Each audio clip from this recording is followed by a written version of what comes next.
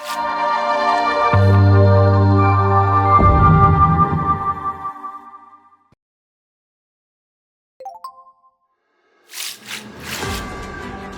nyatakan komitmen investasi $1 miliar AS di Indonesia.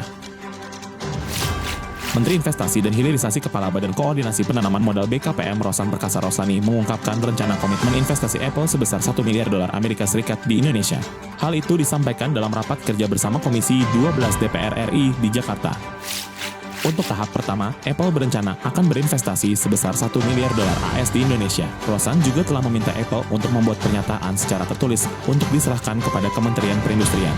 Kendati begitu, Rosan menilai investasi ini masih sangat kecil. Hal itu dikarenakan Apple juga mengambil asas manfaat dengan penjualan produk iPhone sebelumnya di Indonesia. Lain yang juga penting menurut Rosan adalah bagaimana rantai pasok globalnya pindah untuk berinvestasi di Indonesia yang diharapkan akan memicu supplier Apple lainnya untuk berinvestasi di Indonesia. Kementerian Perindustrian Kemenprin berharap nilai investasi yang akan dikucurkan perusahaan teknologi kenamaan Apple ke Indonesia nilainya lebih dari $100 juta AS.